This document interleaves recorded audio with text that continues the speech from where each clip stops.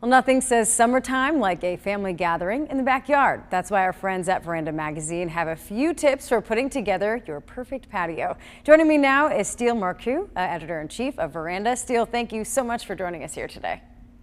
Thank you so much for having me. I'm happy to be here. We appreciate you. There are a few common mistakes that people make when it comes to designing the outdoor space. So what is one thing that we should include in our patio plans, Steele?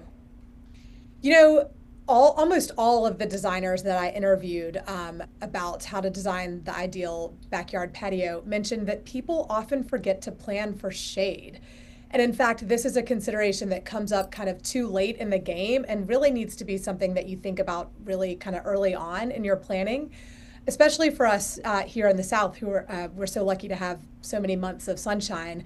That this is really kind of an essential thing to think about early. And when you're thinking about shade, you'll want to think about whether or not you want to have a covered area and sort of where you might want that to be.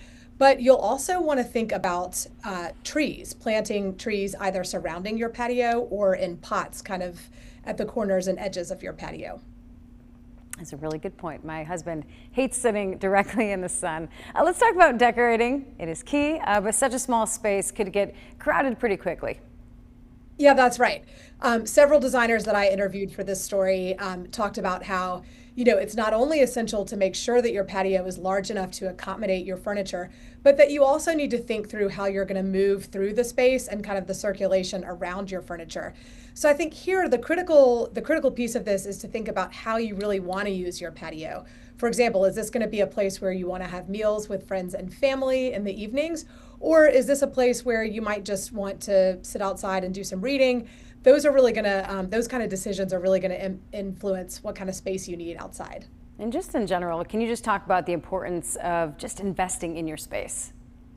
Yeah, this is critical. As we all know, making decisions for our home can be expensive and can have long-lasting impacts on how we live at home. So, a couple of the designers that I interviewed talked about how one big mistake they'll see people make is to put all this money into landscaping and then, not have any budget left over for furniture. And so then they're not able to go outside and kind of use their beautiful outdoor space. So what they recommend is not buying cheap outdoor furniture, which will, of course, rot over time, not stand up to the elements and that sort of thing.